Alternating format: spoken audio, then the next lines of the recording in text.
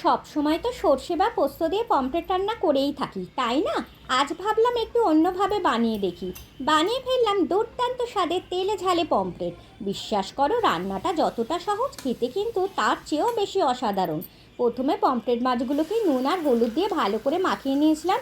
তারপর সর্ষের তেল খুব ভালো করে গরম করে মাছগুলোকে বেশ এপিট ওপিট লালচে করে ভেজে তুলে নিয়েছি।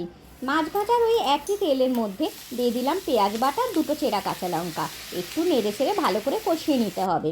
পেঁয়াজ বাটা সামান্য ভাজা হয়ে গেলে আদা ও কাঁচা লঙ্কা বাটা দিলাম। আদার কাঁচা গন্ধটা চলে গেলে তাতে দিলাম টমেটোর পেস্ট। মশলার তেল ছাড়া পর্যন্ত একটু সময় নিয়ে কষাতে হবে।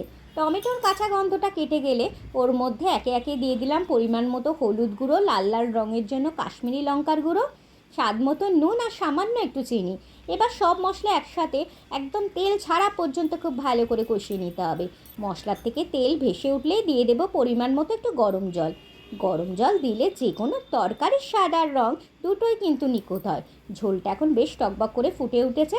ঝোলটা ফুটতেই এবার ভেজে রাখা পমফ্রেট মাছগুলো একে একে ঝোলে ছেড়ে দিলাম। এরপর ঢাকনা দিয়ে কম আঁচে কিছুক্ষণ হতে দেবো, যাতে মশলার সমস্ত স্বাদ একদম মাছের ভেতর পর্যন্ত খুব সুন্দরভাবে ঢুকে যায়। ব্যাস, ঢাকনা খুলতেই দেখো কি দারুণ রং এসেছে আর কি লোভনীয় দেখাচ্ছে। নামিয়ে নিয়ে গরম গরম ভাতের সাথে পরিবেশন করো। সত্যি বলছি, একবার বানিয়ে খেলে মুখে লেগে থাকবে। রেসিপিটা ভালো লাগলে লাইক কমেন্ট করতে ভুলো না যেন।